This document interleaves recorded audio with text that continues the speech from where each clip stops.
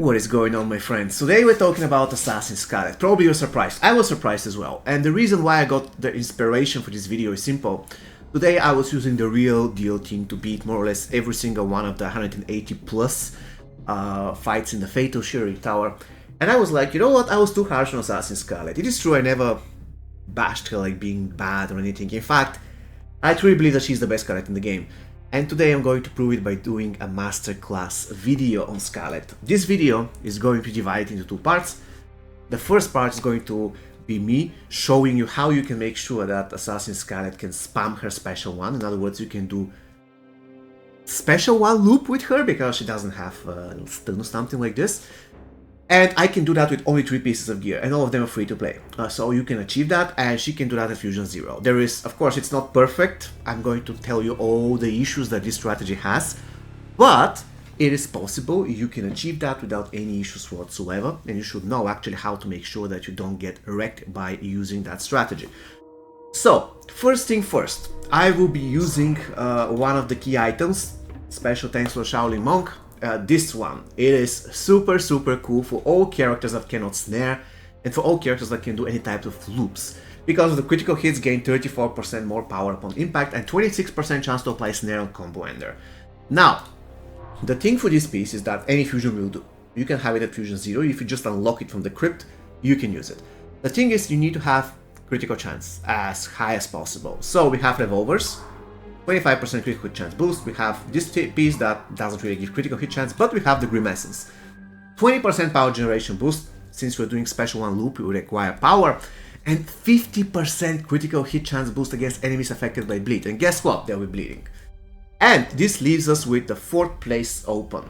And this is the very best type of masterclass that I want to make, because if you can make sure that the character can more or less impeccably spam special one with only 3 pieces of gear, then it is super flexible way to showcase that this character can work in many different situations, because regardless of the situations, you can apply different gear here. For instance, if you desperately require, let's say, power drain on special one, you can give gear that requires power drain. If you desperately require more block breaking chance, you can give her gear that does block breaking chance. And remember, she can do that at Fusion 0. Of course, you shouldn't be using that against the MK11 team with Jade, and you shouldn't be using that against bosses, because while it is true that she can still kind of chain her special one, she cannot take advantage of the 50% critical hit chance boost, because bosses cannot bleed, usually.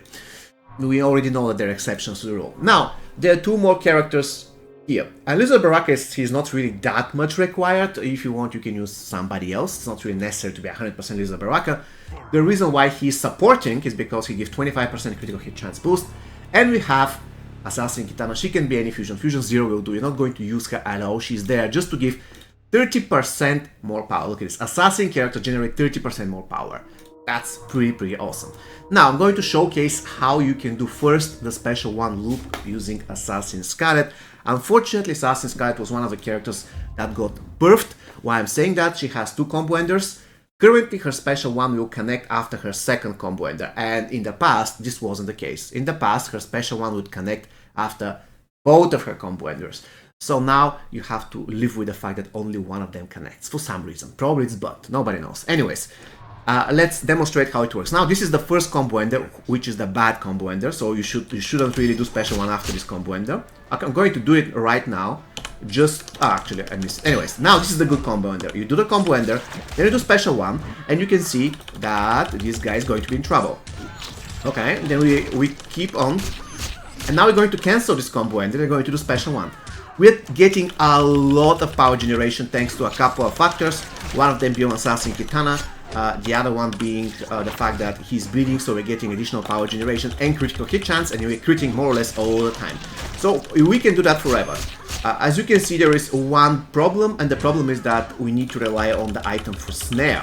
If we don't snare, we have a problem. And also, if we don't break the block here, again, we are in a lot of problems. So if you want, you can get extra block break. It is going to definitely help you.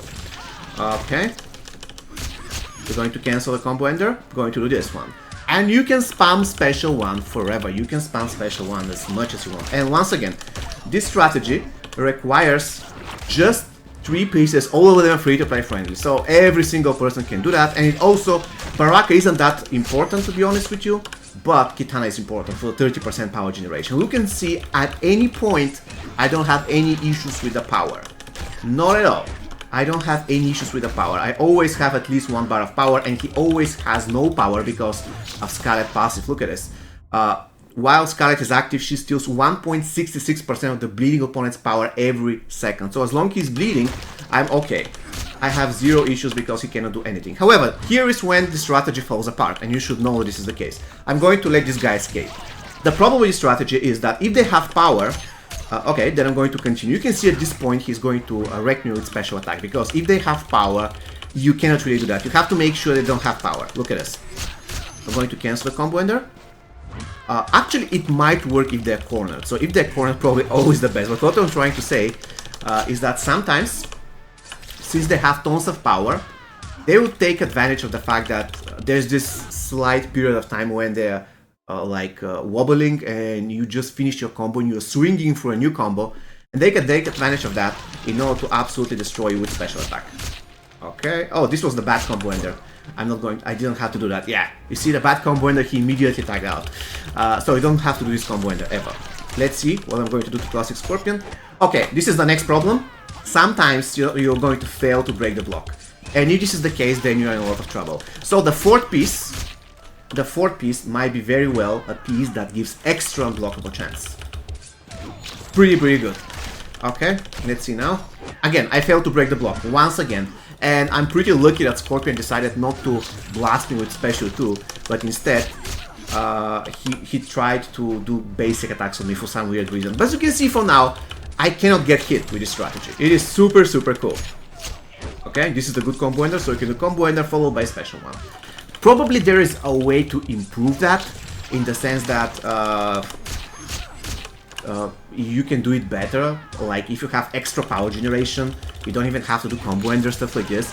But with this particular strategy, we do require this combo ender for at least the chance to snare. We need them snared, and that's super important. Also, you might want to use a piece that power drains on special one. I mean, why not? Let's do special 1. Okay, but again, the biggest problem for me is the fact that sometimes if you don't break the block, you're in a lot of trouble. So far, we are breaking the blocks with 1 piece of block break. So as you can see, I can do that forever. At this point, it's getting a little bit... Okay, I just demonstrated. Okay, I don't think I did something wrong. Probably I mistimed it, but you saw Scorpion got power, and he immediately took advantage of the fact that for a brief period of time, he could breathe. And instead of blocking, and instead of trying to punch me, this time he decided to do the right thing. He decided to do special attack, and this, if my Skarlet was Fusion 0, game over. So it is important to make sure that the enemy that you're fighting doesn't have any power. So the fourth piece might be a piece that steals power on special attack 1, for instance. Or you might want to use Pyroman Satani instead of Baraka, so that you also apply fire on every combo ender, fire power drains. There's a lot of ways, but at the end of the day, it's good to know that Assassin Skarlet can actually fight at low fusion.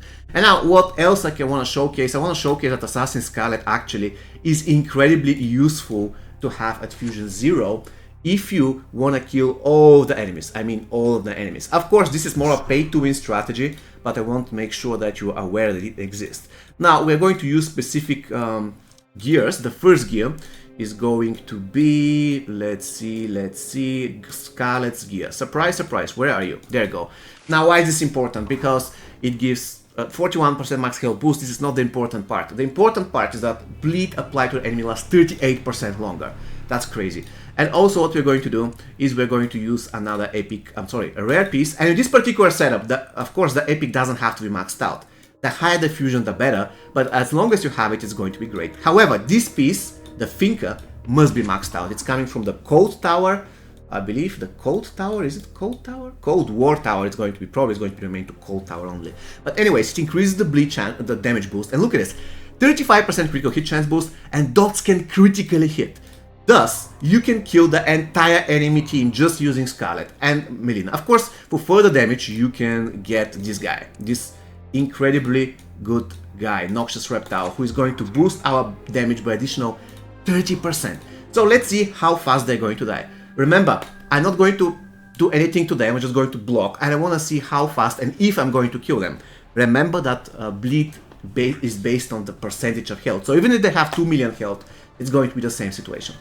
Alright, 78, 70, 63, 55, 48. They're going to die. You see, the bleed hasn't expired yet. 18, 10, 3, 1. They're all dead. That's it. They're all dead. I didn't hit them. So right now I just have to punch them once and they're all dead. Look at this. They target 1% health. Guys, once again, bleed works on percentage health. So it doesn't matter whether I have 100 health or 100 million health. Bleed is going to kill them with this particular setup. Once again, this particular setup requires you to have one piece that is epic, which is important, to be honest with you. I never tested it without it. But let's actually test without it. We're going to remove the epic. However, I believe the epic is going to be definitely important. So we're going to remove the epic. And we're going to give something that is not going to matter, but I want to see what's going to happen if you don't have the epic. Let's see here. Shotgun helmet is good, I believe. Let's see whether I'll be able to kill all of them by just holding block. I believe this time they're going to survive at 20% health. But it's still super important. We are talking about one blue piece maxed out. That's it, one blue piece. You don't need anything else. And Skarlet can be any fusion. Let's see whether they're going to die. Actually, you know what is super possible, or it's going to be very, very close. They're going to die just like this without the epic. 18, 10, 3, 1. They're all dead. Only one blue piece and a couple of regular faction wars rares. Look at this, they tagged in at nothing. So you don't even require the epic piece, just one blue piece maxed out, the Finka, which is unfair, one of the very best pieces in the game. Once again, this is everything that you require. You also require Skarlet and Ravenous Millionaire and the other guy. I mean, the rest of the guys, I mean, the entire team can be Fusion 0, let's be real. Look at this. This is everything that you require, and Skarlet can kill more or less any team, as long as they don't heal or anything like this, or as long as they don't resurrect and stuff like this, and as long as they don't heal from bleeds, they're dead. So I hope now you see how incredibly amazing Skarlet is. I agree, I was a little bit wrong on her. I think from now on I'll be rating her as an A. I truly believe that she is the best Skarlet out there. Granted, the other Skarlets can fight as well, but in my opinion, Assassin Skarlet is absolutely the best, and the girl with the highest potential at Fusion 0 among the Diamond Skarlets. I hope you found this video useful. If you did, don't forget to subscribe to the channel, give me a thumbs up, comment down below, and have an amazing rest of your day. Take care, guys.